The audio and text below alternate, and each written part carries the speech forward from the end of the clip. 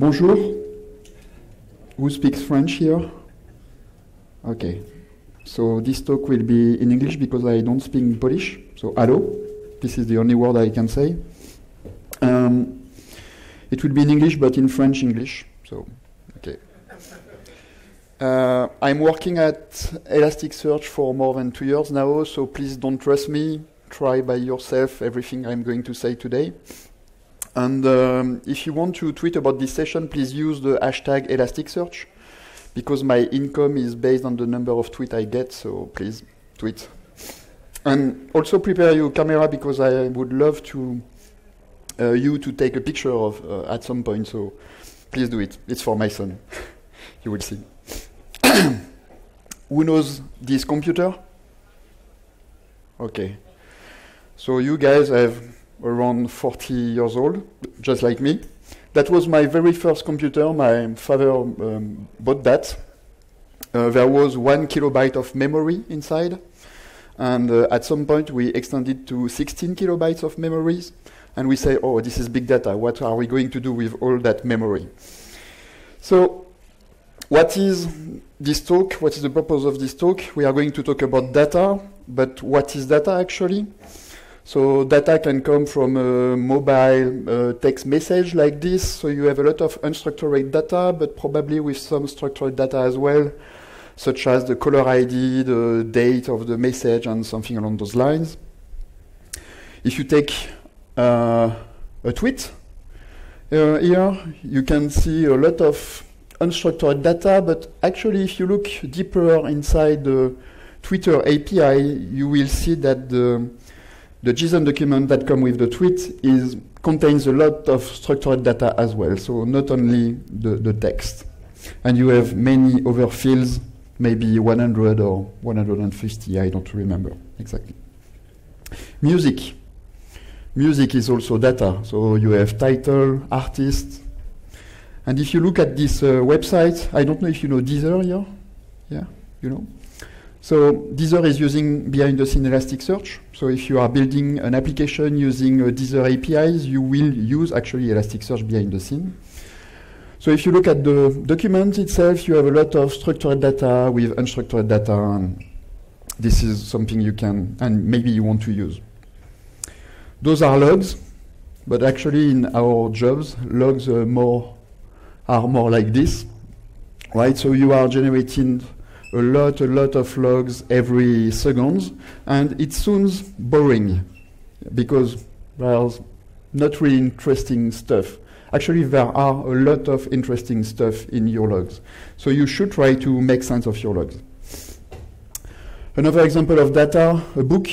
A book contains a lot of unstructured data as well, but maybe some structured data like the author, the publisher, the date, number of page, whatever, something. So all those are data, and when it becomes big, this guy said it becomes big when it starts to crash Excel. So how many data can you add in your Excel spreadsheets? Maybe age ago it was 65,000 rows, but now maybe it's 1 million. I don't know if you can hold 1 million lines in Excel. And if you look at the evolution of the data for 10 years, for example, on the same surface, we are now able to store, a lot more data than it was previously, right? And data is still growing every day. In 2020, we are going to produce 35 zettabytes of data. What does it mean? That number, I cannot pronounce that number. It's big. Yeah, it's big. But we have all the tools today to deal with the size. Right? We can store a lot of data. To me, the biggest concern we have to face today is the velocity. And if you attend the talk from Tom just before, he used exactly the same slide. That's funny. So data, what does it mean? Data comes in real time, and probably you don't want to wait for a batch to analyze your data, and you want to react in real time when a new event is coming in your system. So maybe if you are a mark, and something is going wrong and users are complaining on Twitter, for example, you want to react really fast. Not tomorrow, but today. So how can you search and analyze your data in real time? This is the challenge to me. So now you can take the picture. So this is my son, Max. And I love this picture because he's searching for something here. And there are logs here. So maybe he's looking into logs, and this is why I love this picture. So what kind of tools do you have today to perform search and analytics? And my experience is that before I knew search engine, I was using like search, SQL search, RDBMS systems to run searches. So for example, here I was using a query in two tables with a join between two tables. That's not an issue here. The tricky part is with the like here. So I'm trying to search with the full text form within my data set. So it works well when you have a small amount of documents, so maybe thousands or hundreds of thousands of documents. But when you have 1 million or 1 billion documents, it doesn't scale anymore. And actually, why you should use a data store to search? This is the purpose of a search engine, right? The search engine is built for search things. So what is a search engine? A search engine creates indices based on the content you are giving to the system. So what is an index? This is something you can find at the end of a book. This is exactly like this. So you have terms and object where you find those terms. When you generate an index, then you want to run searches. And something you have to keep in mind is that you are only searching in the indices you have just produced. So for example, if I'm searching for something which contains the breaks term, I'm not going to try to fetch all the pages and say, oh, I have the breaks here, I have the breaks. No, I'm going to the inverted index, look at the breaks term, and then open the objects. I have indexed pages here, so this is what I have. So Elasticsearch is one of those search engines you have around in the open source world, and even yes, in the open source world. Sorry. What is Elasticsearch? Elasticsearch is built on one of the most powerful information retrieval library you can ever run in the open source world. Even if you compare with the closed source world, it's probably one of the best library ever. But one of the concerns we have with Lucene is that it's written in Java. I'm not bashing Java here. I'm pretty sure you love Java, and we love Java at Elasticsearch because Elasticsearch is built in Java as well. But if you want to use the power of Lucene using .NET, Perl, Python, or whatever language you have, it will be really tricky to do that. So what is Elasticsearch is providing? Elasticsearch is adding a REST API on top of Lucene and providing more feature than what Lucene can bring alone. So you can play with a search engine, whatever your technology stack is. The other concern you can have with Lucene is that Lucene can scale up. It means that you can add more CPU, more memory to your machine, you can add more disk, but at the end of the day, you will probably hit a limit.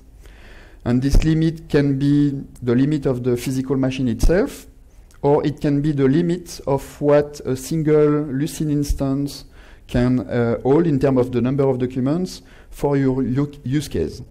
For example, if you want to run auto-completion, you probably want to be under 100 milliseconds, for example, and maybe your Lucene instance can hold only 1 million documents, but you have 1 billion documents, so how can you deal with that? And this is one of the other feature Elasticsearch is adding on top of Lucene. We scale out Lucene. So we basically shard your index. We offer replication. We offer load balancing. Everything is built in. So you scale out in an infinite way. We don't know this value of the infinity for now, but it's scale. And Elasticsearch is super easy to understand. In 30 seconds, you should be able to understand what it does and how it works, so it's really easy. Just start in, 5 seconds, 30 seconds, I don't know. And under Apache 2 license, so cool for your business, please use it freely. What you have to do when you want to play with Elasticsearch, you just have to download Elasticsearch, unzip it, and launch it. You just have to provide a JVM.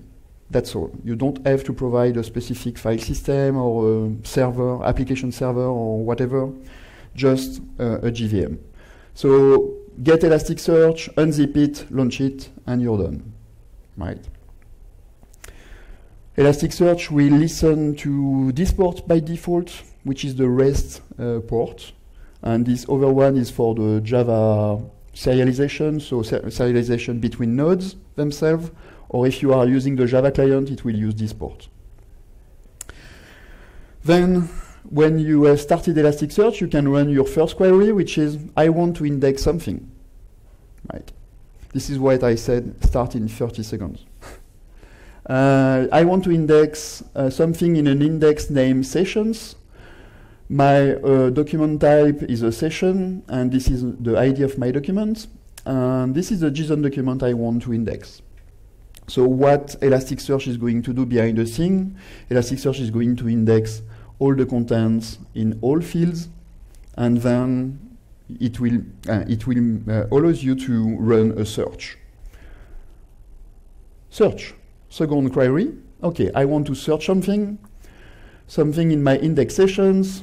My type is session, and I want to use this endpoint. And I'm providing here a JSON document. So this JSON document is our SQL-like query. So this is what we call the query DSL. What I want to do here, I want to search for terms Elasticsearch, Big Data, and David in fields title, tags, and speakers.firstname, for example. And if I find what I'm looking for in the title field, this field has more meaning, more sense to me, so I want it to be more relevant. So I'm boosting here the result. If I find what I'm looking for in the title, then this result should be on the top of the list. So we are talking about relevancy here. And I can also filter my result set. I want to see only documents between 2 dates. That's it. You get back a JSON document with the first 10 documents in a few milliseconds, and then we provide a navigation API, so you can pass the from and size parameter to your API here and scroll over the pages. But we are not here to talk about search. We are here to talk about making sense of data, and it means that basically we want to compute something on top of the inverted index we have. And can we do that with an inverted index? Obviously we can. If you look, for example, at this index, and if you want to have information about the top 10 values you have in your data set, it's really obvious here. You just have to look at what is the longest collection of pages you have here, right? So it's super easy. How you do that with Elasticsearch? When you run your search query, you can say, I want to compute an aggregation. So here I want to compute a date histogram, which means that I want to have a bucket per period, per interval. I want to compute this on the field name date, and the interval I want is day. If I want hour, I put hour. If I want month, I put month. If I want every 2 weeks, I put 2W, that kind of stuff. And as a result, within the result set, you will see with the first 10 elements, all the buckets and the number of documents for all the buckets. We have aggregation for dates, geolocation points, values, terms, all that thing. Everything is coming in real time. And this is one of the promises we are making at Elasticsearch. You put your data into Elasticsearch, you can get your data back immediately, you can search your data, and you can also compute on top of your data. So it means you can slice and dice within your data sets and everything in real time. This is really important for us. So you can make sense of your data and of any data. So it can be, your data can come from logs, from Twitter, from GitHub, from your marketing data, from your data and your big data. Why this distinction? Because you have probably heard about Elasticsearch as a new big data thing, but it also works for small data. So don't be afraid about small data. It works very well for big data, but for small data also. So don't be afraid of small data. We are going to talk today about marketing data, so I'm going to inject some documents like this. I will generate randomly some documents. I have the name of the person, the date of birth, the gender, number of children. Marketing data, it means how many times my user click on the fashion or music or hi-fi button in my mobile application. Those are actually real data. You know, fashion, it's not my stuff. The address, country, city, and geolocation point. So I'm going to inject 1 million documents locally here. And then I'm going to use Kibana. So Kibana is an application we built at Elasticsearch, at Elastic, sorry, the company. Kibana helps you to build visualization on top of your data. It's also a project under Apache 2 license, so feel free to use it if you want. And then I will do another demo, which is the elasticity part of Elasticsearch. We are going to run more nodes, and we will see what happens. This is a picture my wife took some months ago, and she told me, okay, you can get back home, I found the Elastic, you don't have to search for them anymore. Okay, so let's do that. I'm going to share my screen. Oops, wrong. Here, here, and here. Okay, fine. So I have here locally, can you see that? Yes. An Elasticsearch running here locally. I'm using a plugin called Marvel. So Marvel helps you to visualize what is the cluster health, how many nodes you have, number of documents, so monitoring your cluster basically. So in this cluster, I have only one single index for now. It's an internal index that I'm going to use for Kibana, but this is only what I have. The first thing I'm going to do, I'm going to use a Java application I wrote.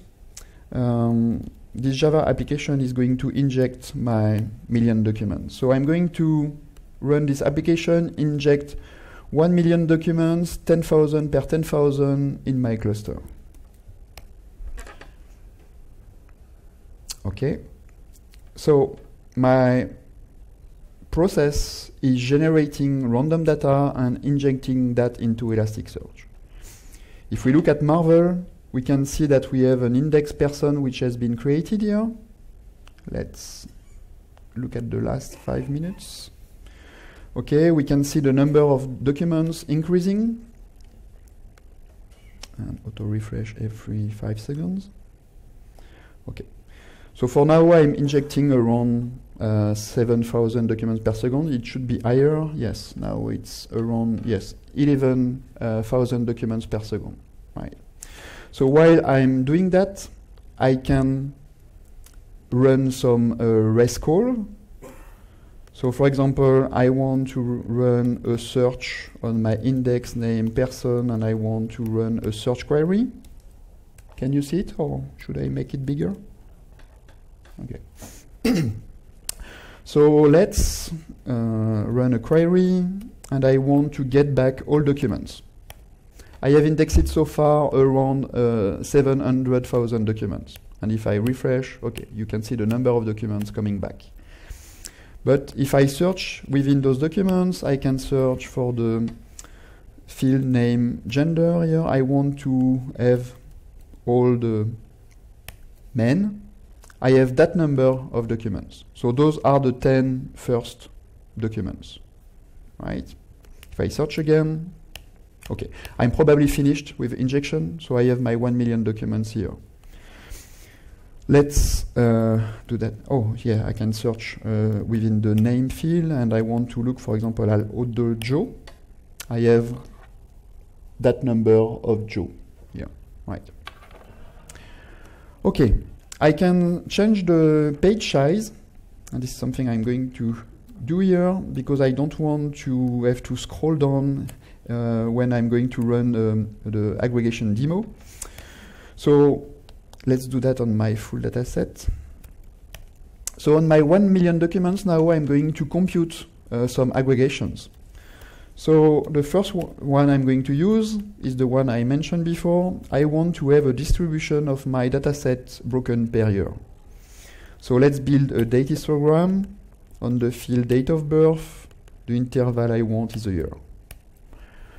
Okay, so I have those buckets. In 1940, I have that number of people, and so on, so on, so on, for every year, right? What I can do, I can now say, I want to build another aggregation. I'm going to call that by gender. And now I want to compute a terms aggregation. So the terms aggregation will give you back the top 10 values you have in your result set for a given field. So here I want to use the gender field. I don't have to set the size, but okay. So let's compute that. I still have here my data set broken by year, but at the end I have also the data set broken by gender. So number of women and number of men, right? I can also create an aggregation of an aggregation.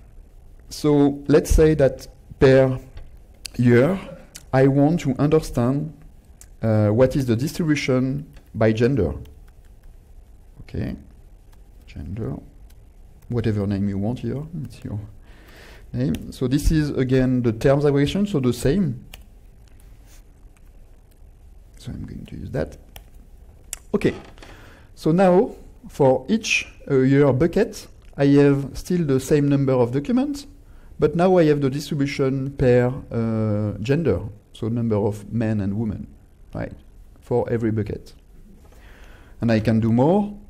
Let's say that, where is it? Here. I want to add another aggregation, and I want to compute the average number of children per gender. So let's build an average aggregation on the field children. Okay, so in 1940 I still have the same number of documents, and for men I have that number of men, but they have that average value of children, right? So you can do that in real time. Yes, just stream your data into Elasticsearch and you can build that. Still, it's still JSON documents, so it's not really cool to see. If you want to share that with your marketing team, probably they want to have an interface. So we are going to do basically the same thing, but now using Kibana. Okay. So I have started Kibana already. If I'm searching for my dataset, I have now my representation of my 1 million documents broken per year. So as you can imagine, this is a date histogram that I can visualize here automatically. I can select the field I want. I want to have information about this, this, this, this, and this. Okay, so I have my documents here. I want to search for my Joe. Okay, this is the distribution of my jaw broken per year, and so on. I can save this search and then reuse that later to build visualization. So this is what I have already done. Let's build, for example, a pie chart from my 1 million documents. So here I have 1 million documents on a pie chart. It doesn't make sense to represent 1 million documents like this, but I have it. So the purpose now is to split the slice and say, okay, I want to build a terms aggregation. This is something we have just seen. And remember that we have broken the terms, our data set, our result set by gender. Something I'm doing here, exactly the same thing, but now I can visualize that information. So I have the number of men, number of women. I can also add a sub-aggregation, split the slice again, and now I want to have the distribution per country. Okay, done. So this is my number of men here in England, Italy, France, and Germany. And if I want to have the distribution per city, okay, city here, let's do it. Okay, got it.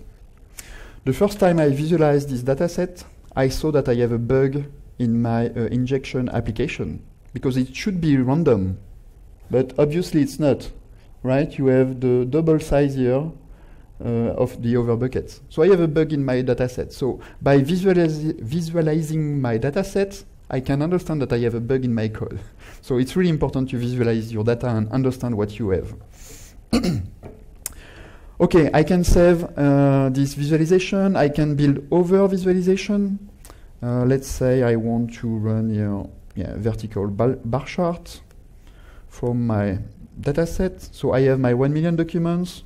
I want to have the x-axis as a date histogram. Okay, broken per year probably. And then I want to break the bars per terms again. I'm going to use the same, I don't know, country. Okay. So I have another visualization of my dataset here, right? So build all the visualization you want to use, save them into the .kibana index, which is inside Elasticsearch. This is the reason I had previously the .kibana index in my cluster. And then you can start to build a dashboard. So building a dashboard is really easy. You just want to add some visualization. So let's add this one, this one, this one, for example. So you say, I want this one here, I want this one here, and maybe, oops, this one, sorry, where is it? Here. Okay. I need to zoom here, zoom here, zoom here. Okay. So you just add your visualization on your dashboard, then you can save your dashboard and reopen it again. So this is what I did already. So I have a ready-to-use dashboard for my demo.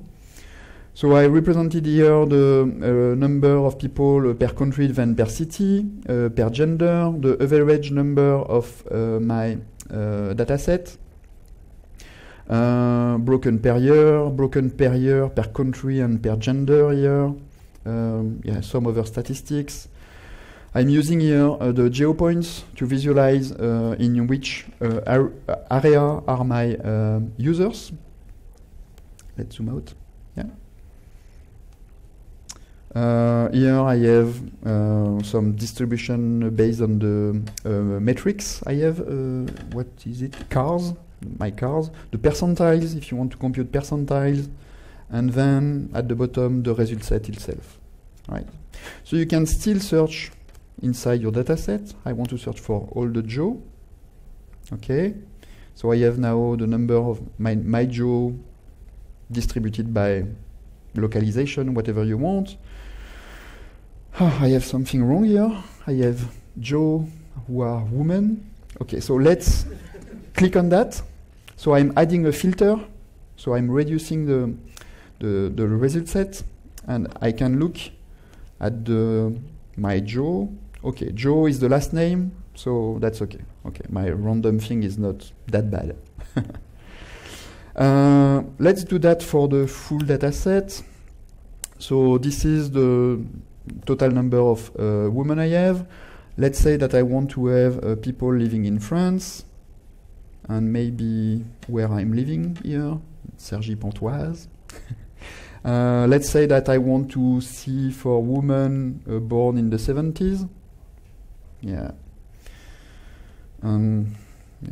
Basically, oops. Yeah. So Cergy-Pontoise is there. And I can also now with Kibana 4.1 select area to filter my dataset again. So I have only people living in this area now. So I have built my dating system again here. So you can do that with whatever data you have. So just stream your data into Elasticsearch. It can come from logs, it can come from your marketing data, whatever you want. Cool? Yes, cool. Okay.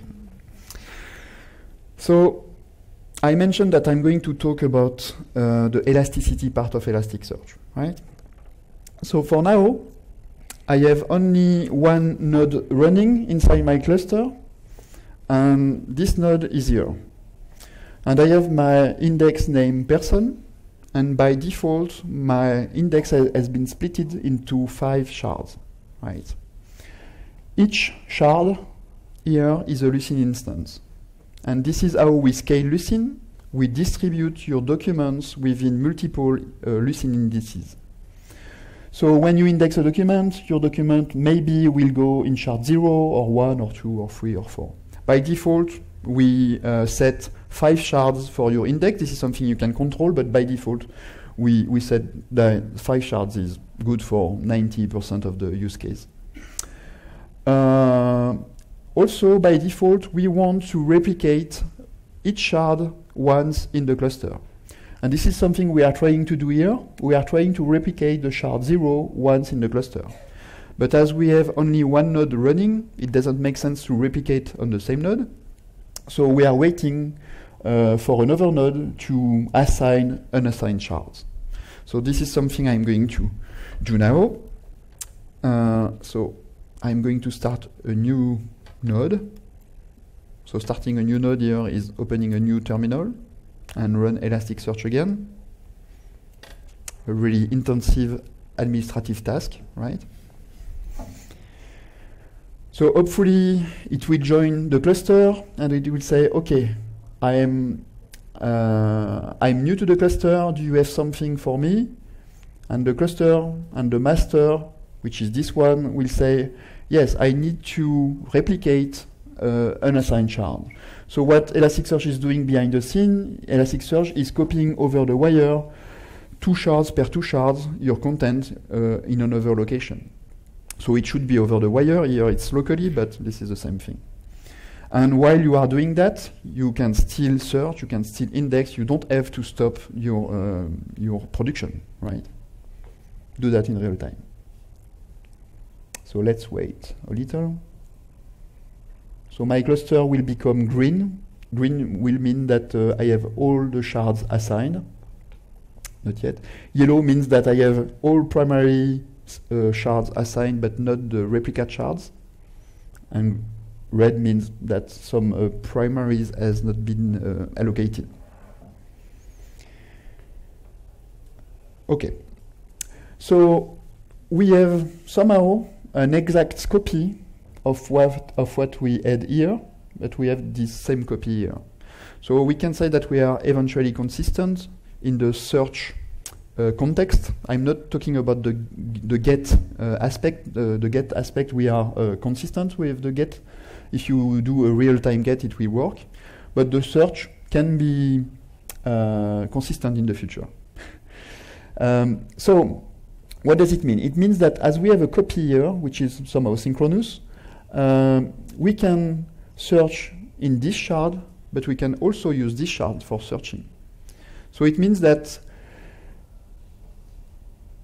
we are going to automatically load balance the load from the queries that are coming to the system. So let's say that you are querying on this node, and you think that you are querying this shard, this shard, this shard, this shard, this shard, but no, you are not going to do that. Elasticsearch will search within other shards. So maybe it will use this shard 0, this 1, this 2, this 3, and this 4, and the other time other shards.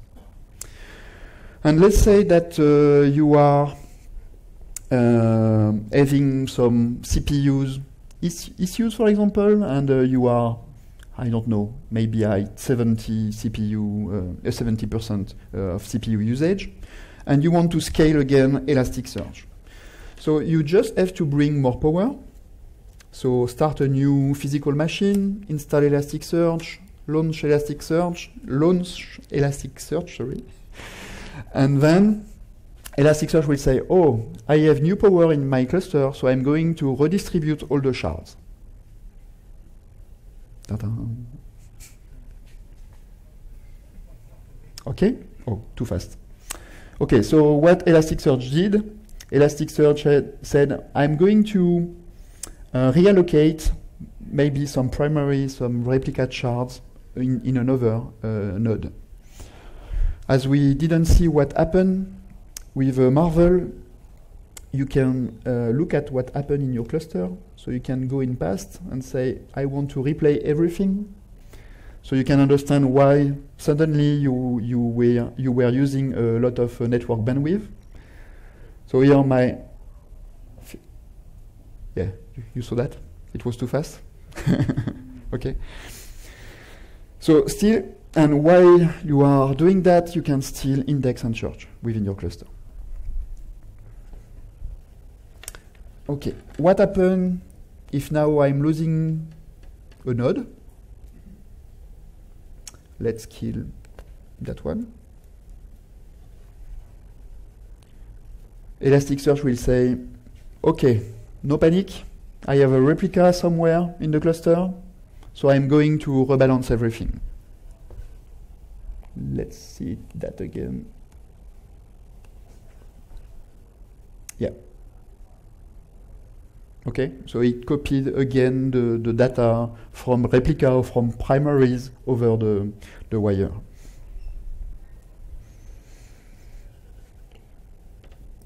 Yeah, I think it's okay. It makes sense? Yeah, cool.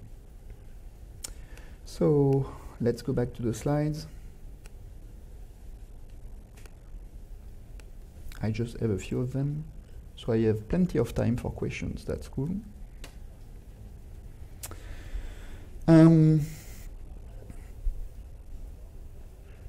So we at Elastic, we are providing some services. So we are building some open source projects. Kibana, you have seen Kibana, Elasticsearch also. Logstash, my colleague Joao will come tonight here at the conference, and he will give a talk tomorrow about Logstash, and then we will give a workshop on Thursday about Elasticsearch and Logstash, so please feel free to attend the two sessions. We are also editing Bits. Bits is like a network analyzer which take your network packets and then index that into Elasticsearch and build Kibana on top of that. And so you can build, a dashboard on top of that. We have a Hadoop connector, so in both sense, you can read from Hadoop or execute from Hadoop tasks that are run by Elasticsearch. And as we have a company now, we need to make also some money. So we are providing training and also support subscriptions. And within the subscriptions come some tools for free. So once you have a support subscription, you can have access to Shield, Watcher, and Marvel for free. So Marvel is the tool I mentioned today. So this one is free for use in development, so you can use it, and I would recommend that you use Marvel. But if you come into production, you have to pay for it or ask for the support subscription. We have now Shield. Shield is meant to protect your cluster. By default, you can do whatever you want with an Elasticsearch cluster, so you can drop every index you want, just running a single command, delete everything, and that's all. So maybe you want to protect that in production, and if you don't want to put third-party layers, NGINX or that kind of stuff, you can use Shield. Watcher is an alerting system.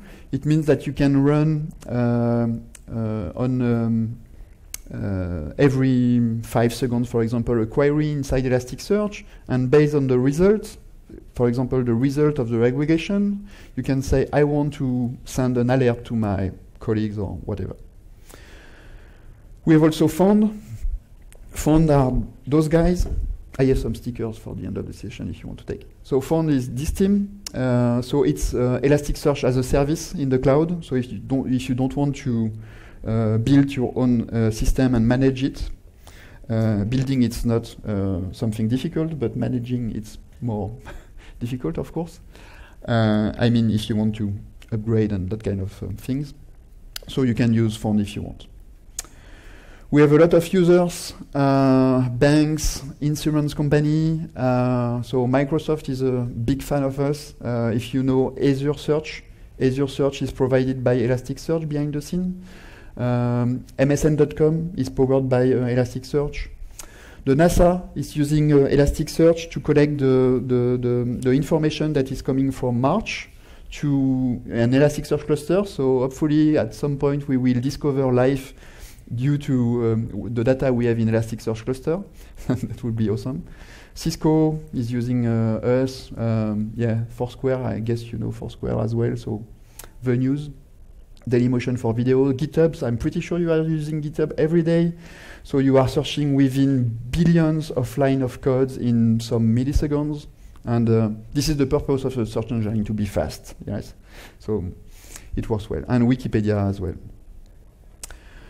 So I think, how do you say that?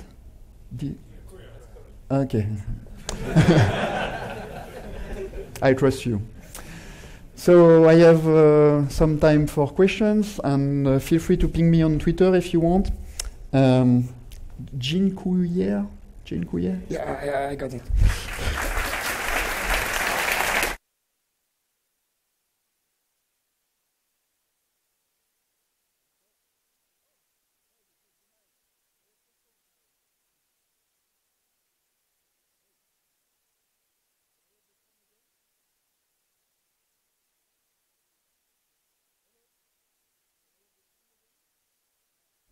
Thank you. I didn't finish, actually.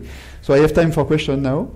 And for good question only, I have some small things like this. What are those things? Elks, sorry. This is Elasticsearch, Logstash, and Kibana initial. So yes, our marketing is crazy. So feel free to ask questions. Yes? How do you do aggregation on what?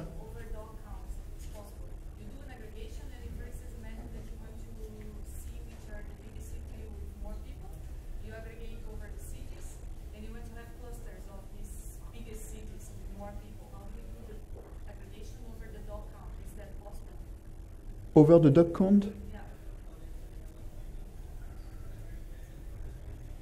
So I do a first aggregation. Yes. And I have the dog count. Yes. I want to do a second aggregation, but over this dog count, I want to see from the first buckets. Yes. Which are the ones which has a bigger or a range of dog count. Yeah.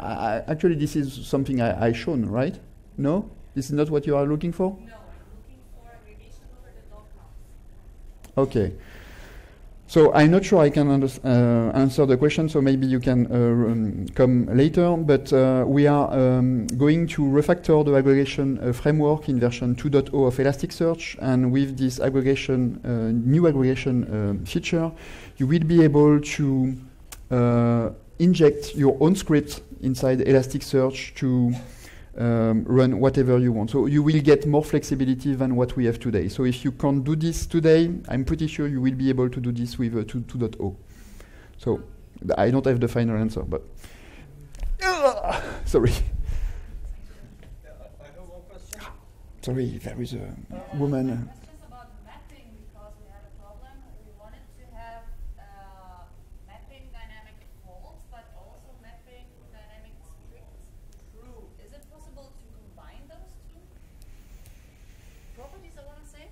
Yeah, I understand the question. So do you want to have I want to, dynamic true no, I want and to false? so that it's not allowed to introduce new fields, Mm. but also that the types of the fields are always being preserved. So the date is always a date, or a string is always a string, or something like that. Okay, so what you can probably do is to use templates. I don't know if you look at templates. So in Elasticsearch, you can provide a template for an index and say, if I have a field which name starts with date whatever, for example, that date star, then this field will be a date. So it's somehow dynamic because it helps you to have dynamic fields, but it controls the type the exact type of the field you want to have. If you want to, so if you provide the mapping to Elasticsearch with all the information you have about all the fields, then you can set the dynamic to false. And I don't see what is the issue you are having today. And the problem was, for example, we wanted to. Is the problem that you want to change a mapping or something like this? No, we had the mapping defined, but there was a field where we defined that there should only be strings accepted. But if I write, for example, a number, Yeah, then this number is also accepted as a string. There is no fail, no nothing. sure. It's kind of strange, and also Okay. we wanted to have a fixed mapping. So- all so- the fields will be added. So it's actually a number in the JSON document, or it's a number inside a string? No, was a number, so you can just write a number and it's treated just like a string. Yeah. I think that in 2.0 we are going to be more. We are going to have more constraint around this. So I'm pretty sure if you are going to provide a number and you said that to Elasticsearch that it was a string, I'm pretty sure that we are going to reject the information in 2.0. So maybe that's the answer. So your question? No. Yep. Would you recommend to use Elasticsearch as a primary storage, or is it a really bad idea? That's an excellent question. It depends. It depends on the purpose of your system. For example, if you are building a system and you can accept that you can lose some of your data, for example, you are doing logs and you want to do analytics about logs, then if you are okay to lose 1 day of data for some reason, okay, just use Elasticsearch as the primary data store in that context. But if your data is extremely important for your business, please don't use Elasticsearch as a data store. We, as an editor, we don't recommend to use Elasticsearch as a data store today because it's a search engine first. Okay, it comes with some store feature, but we are not 100% sure that nothing will go wrong with your data. So don't do that. Even if we have replication and we have already a lot of people in production who are using Elasticsearch as a data store, this is not our recommendation if it's critical for your data. Yeah. Okay. Thank you. You're welcome. Oh, just behind you. One follow-up question. Let's say I want to integrate Elasticsearch with a relational database, and I want to, use Elasticsearch strictly for search purposes. Yes. Is it possible to, or is it supported somehow by Elasticsearch to frequently update the data and so on? Because obviously I can load data once, but it doesn't, serve me well. So the question is how I can connect my relation database system to Elasticsearch, basically, and how I can deal with updates or deletes in my database. So I published a blog post about this because this is not something really easy to do. Basically, what you have to do is to run. You cannot do that from Elasticsearch. Elasticsearch is not a system which is going to crawl your data wherever your data are. This is something you should send data to Elasticsearch. So you have in the middle something. So it can be Logstash. So with the Logstash team, for example, Logstash is an ETL. So it's basically stream your data from a source, transform it, and load it to Elasticsearch or to Mongo or whatever you want. Within Logstash team, we are building the Logstash SQL input, which means that you will be able to run SQL commands on your system. But like any other ETL tools, it won't come in real time. This is something you are doing. You are doing pooling every 5 minutes, for example. So you are really far away from the real time aspect. So it means that if your users change a value, he will be able to search for it only 5 minutes later. So it depends on the use case, but it's tricky to solve that. So my favorite way to do to solve this issue is if I have access to the application which generates the data in the database in the same transaction, I send the same data as a JSON document to Elasticsearch, and it won't really slow down your database. You have seen that I was able to inject 1 million documents in 1 minute, right? It can be an update as well. So if you are using the same exact ID, then put the new version of the document and Elasticsearch will reindex the document. Yes. You can what? Replace? Index, yes. Exactly. And same for deletion. Deletion is hard to solve because when you run a query, for example, within Logstash or within Talend or whatever ETL you want, when you get the result back, there is something missing, right? Because you have deleted something. How can you be aware that something has been deleted? So probably you need to create a new table saying that, oh, I have deleted something, and then crawl that table to say, I need to remove something in Elasticsearch. So same, in the same transaction, once you delete your entity in your database, just run a delete command to Elasticsearch and you're done. You're welcome. Oh. Lot of hands. So yeah. Maybe it's a bit specific, but is it possible for Kibana to work with Solr? Oh, nice. So Solr, for those who don't know what is Solr, Solr is another project built on top of Lucene. And I know that the Lucidworks team wrote, Kibana.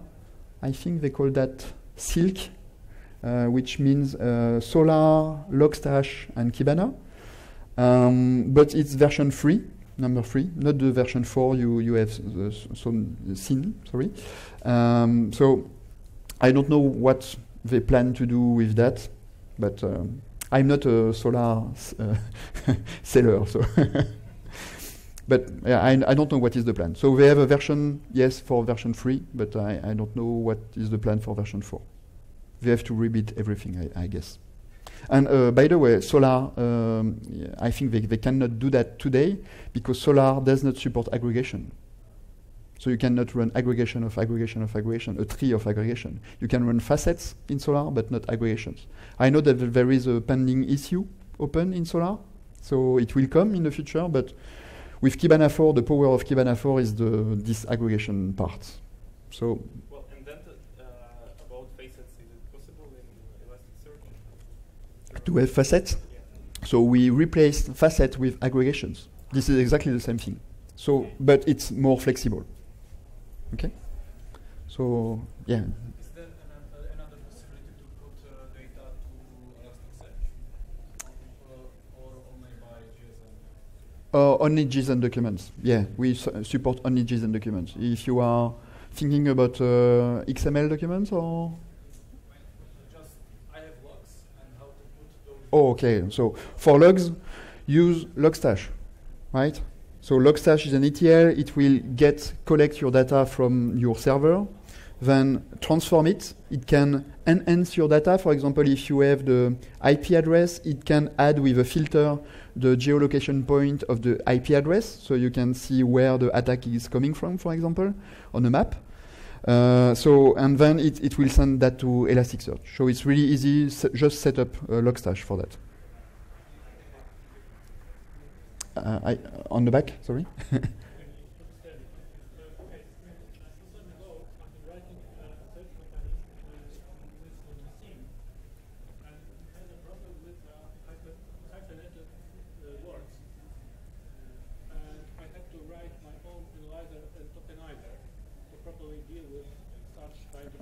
Yes. How the Elasticsearch deal with such kind of work?